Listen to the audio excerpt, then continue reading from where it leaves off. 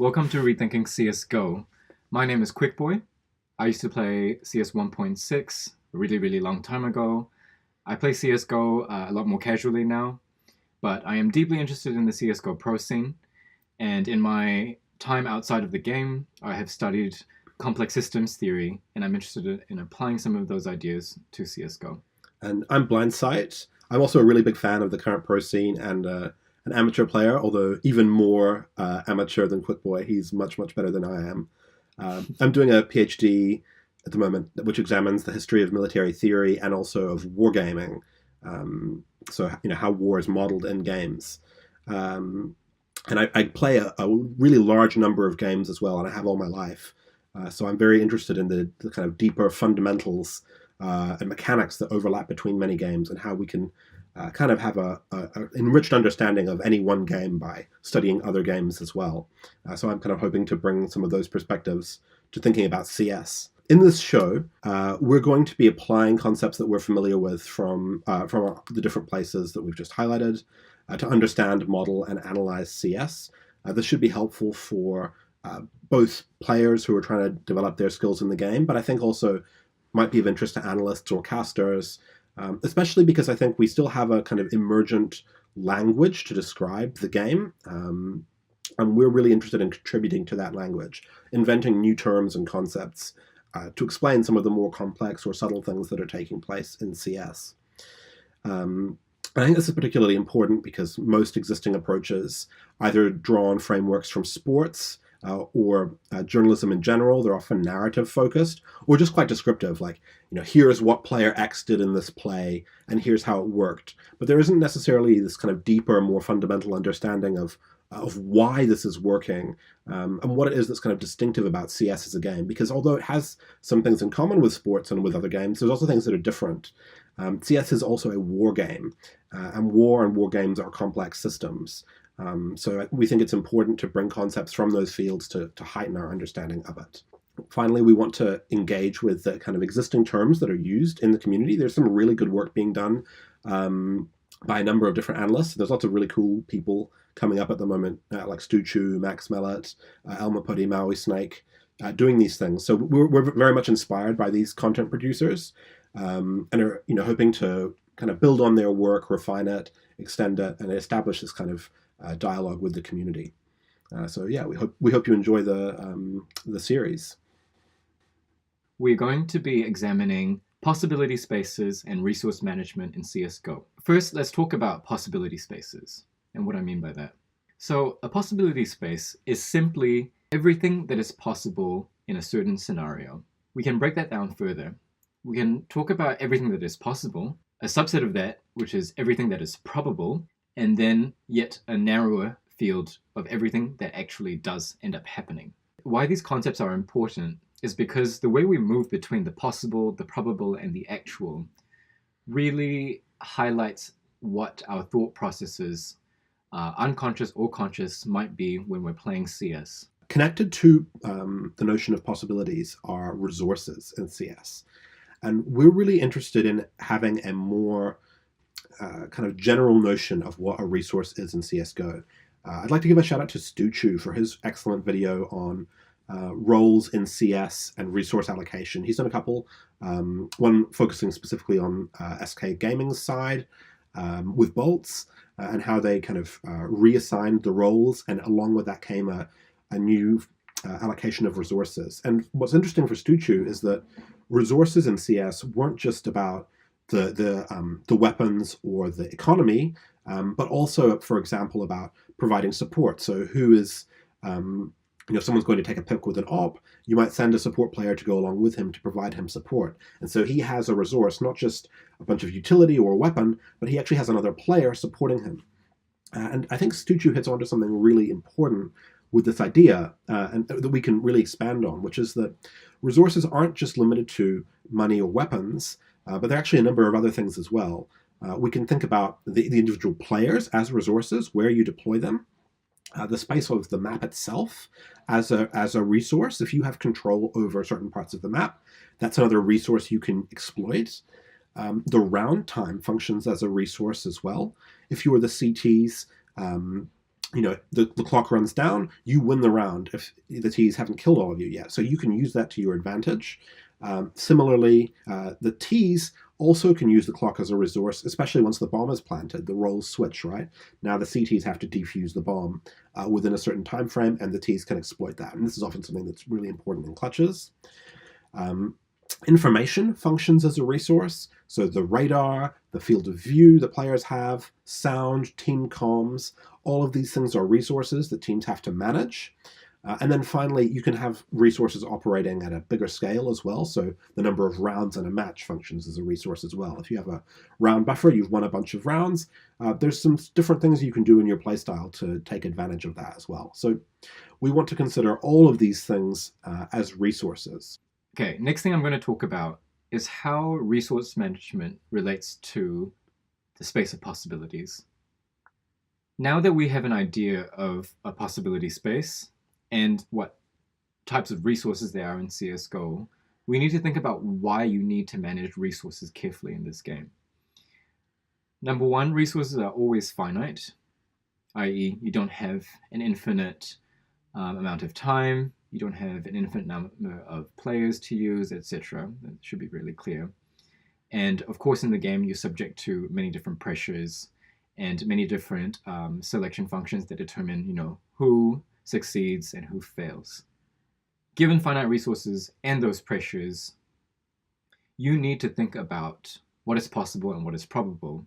And based on what is probable, deploy your resources accordingly. And that's just about it. Now we'd like to apply these concepts of the possibility space, resources, and resource management to some examples. And the examples in this first episode are just going to be some basic individual skills, i.e. skills that most players, I imagine, from Gold Nova up would already have and would already have internalized to some degree. Why we're going to start with this is we want to show or prove that these concepts can be applied from the level of basic individual skills all the way up to high-level team strategy, map vetoes, etc. So imagine that you're a CT player, say you're anchoring the A site on Mirage. In your mind, you have a certain set of possibilities for where the enemies could come from.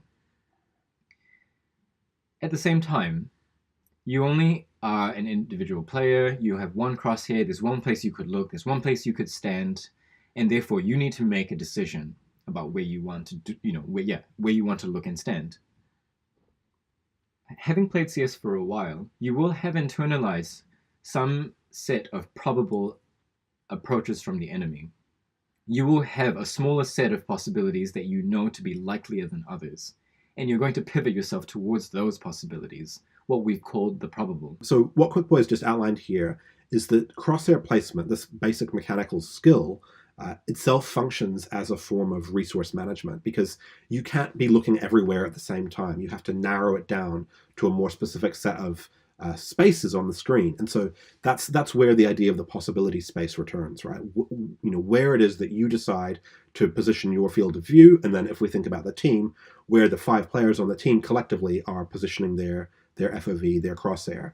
And so, that's often what the IGL is doing, right? They're managing this at that kind of slightly higher level. So we'll constantly try and connect these different scales or levels in the game together. But even if this all seems pretty obvious right now, I think it's really good to grasp this basic fundamental principle about the relation between the possibility space and resources and their management, because we'll return to this and apply it again and again. Yeah, and one more thing that I can say is that you might wonder whether or not we are kind of overthinking this, because in the game you wouldn't necessarily have to A, think about all the possibilities, B, actually narrow it down. Like by the time that happens, of course, your bombs will already be overrun. What we're saying is happening is that these processes are happening maybe unconsciously. And one other term that we can introduce at this point is a model, like an internal model. When you've played the game over and over again, if you've watched pros play this game over and over again, you will have constructed an internal model of how this works.